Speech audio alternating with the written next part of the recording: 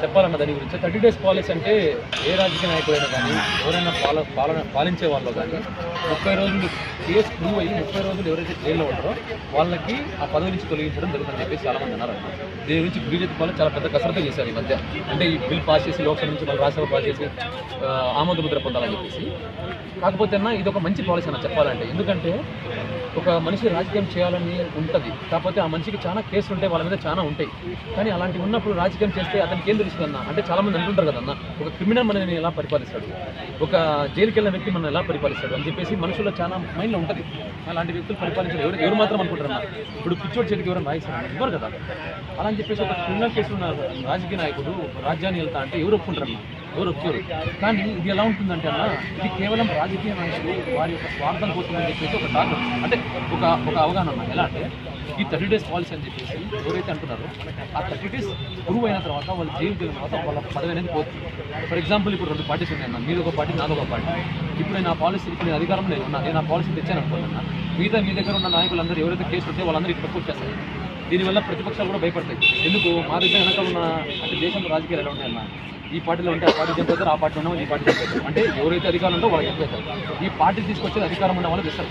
కాబట్టి ఈ పాలసీ వచ్చేది అధికారం ఉన్న వాళ్ళు తెస్తారు. ఈ పాలసీ తెచ్చిన తర్వాత కేసులు ఉన్న అపోజిషన్ పార్టీ వాళ్ళందరూ ఇటుపక్కగా రావాలని చూస్తారు. దానివల్ల ఎవరు దొరుకుతారన్న అంటే నేను అధికారం ఉన్న వాడిని అపోజిషన్ నుంచి వచ్చిన వాళ్ళందరినీ కూడా నా పార్టీలోకి వచ్చారు, నా పార్టీలో జాయిన్ చేసుకుని అందులో మీద కేసులు ఉంటాయి, నేను తీసుకెళ్ళి నేను జైల్లో పడాను కదా, అప్పుడు నాకు నష్టం కదా. ఇది కూడా జనాలు ఆలోచించాలన్నా. అంటే ఇది ఒక రాజకీయ నాటకం అని చెప్పేసి విశ్లేషకుల భావన. అంటే అతను అంటే ఆ పక్క నుంచి ఈ పక్కకి రాగానే వాషింగ్ మిషన్ వేసి క్లీన్ చేసినట్టేనన్నా. అక్కడ మరకబడింది, అక్కడ మరకబడిన చెట్టుని ఇక్కడ తీసుకొచ్చి ఉత్తగానే అది బంగారం అయిపోతాను అవ్వదు కదా. ఇది అంతే అన్న 30 డేస్ పాలసీ అని చెప్పేసి అంటున్నారు. ఇది ఒక రకంగా ఇప్పుడున్న కానీ ఎవరైనా కానీ ఆ బిల్ పాస్ అయిందంటే అధికారంలో వాళ్ళకి చాలా లాభం అయింది. ఎందుకంటే ప్రతిపక్షంలో ఉన్న ప్రశ్నించే వాళ్ళకి చాలా మంది ఉంటారు. ఎందుకంటే ఒక బేసిక్ ఏంటంటే ఇండియాలో ఎంతమంది లేరన్న రాజకీయ నాయకులు బేసిక్ లేని వాళ్ళు చెప్పండి అన్న, చాలా మంది ఉన్నారు. మన స్టేట్లోనే కాదు, ఢిల్లీ నుంచి ఢిల్లీ దాకా మొత్తం గొంతులో సందులో తిరిగారంటే ఎంతోమంది చెప్తారు. వీధి నాయకుడి దగ్గర నుంచి పైన నాయకుడి దాకా మొత్తం కేసులు రాజకీయ నాయకులు అవి ప్రూవ్ అవుతా లేవని కూడా తెలుసు. అదే ఇప్పుడు బీజేపీ పార్టీలోనే ఎక్కువగా ఉండారు కదా సార్. అధికారంగా పరంగా చూసుకుంటే బీజేపీ ఎమ్మెల్యేలు కానీ ఎంపీలు కానీ బీజేపీ వాళ్ళే ఉండారు. మేమే భయపడతాం లేదు, మీరు ఎందుకు భయపడుతున్నారని బీజేపీ ప్రశ్నిస్తుంది.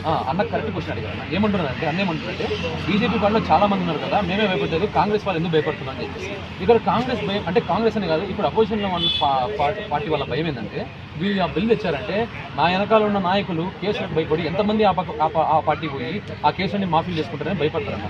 ఇంకోటి ఇది ప్రతిపక్షాల యొక్క గొంతు నొక్కే విధంగా ఉంటుంది. ప్రతిపక్షంలో ఎవరు మాట్లాడడానికి ఉండకూడదు, అధికారం ఉన్న వాళ్ళే అధికారం చలాయించాలి, ఇంకా మాదే మాట అవతల ఎవరు ఉండకూడదు అని చెప్పేసి ఇది ఒక కఠినమైనటువంటి పాలసీ. అంటే అధికారంలో ఉన్న వాళ్ళదే రాజ్యం. అంటే ఇప్పుడు ఎంతమంది లేరన్నా, ఇప్పుడు మీరు అన్నారు కదన్నా బీజేపీలో ఎంతమంది కేసు ఉందని చెప్పేసి, మరి కాంగ్రెస్ ఉంటారు కదన్నా, అంటే వాళ్ళు కూడా ప్రశ్నిస్తున్నారు కదన్నా బీజేపీగా, వాళ్ళు కూడా పోరాడుతున్నారు కదన్నా, వాళ్ళు కూడా పాలించాలనుకుంటారు కదన్నా, వాళ్ళు కూడా పాలకులు ఉన్నారు కదన్నా. మరి వాళ్ళ పాలసీ ఏంటి? వాళ్ళు కూడా పాలకులు అన్నప్పుడు వాళ్ళు కూడా ప్రశ్నిస్తారు. ఇప్పుడు ఇవాళ నువ్వు కొత్త పాలసీ తేవడం వల్ల ఈ బీజేపీ ఈ కాంగ్రెస్ వెనకాల ఉన్న వాళ్ళందరూ భయపడి ఎక్కడ మమ్మల్ని కేసులు వేసి ఎక్కడ మమ్మల్ని లోపలేస్తారని చెప్పేసి వీళ్ళందరూ ఇప్పటికి వస్తారు కదా. అలా వచ్చినప్పుడు పాలించేవాడికి ప్రశ్నించేవాడు ఉండడు. మన దేశంలో ప్రజాస్వామ్యానికి 2 కళ్ళన్నా, ప్రతిపక్షం పాలకపక్షం.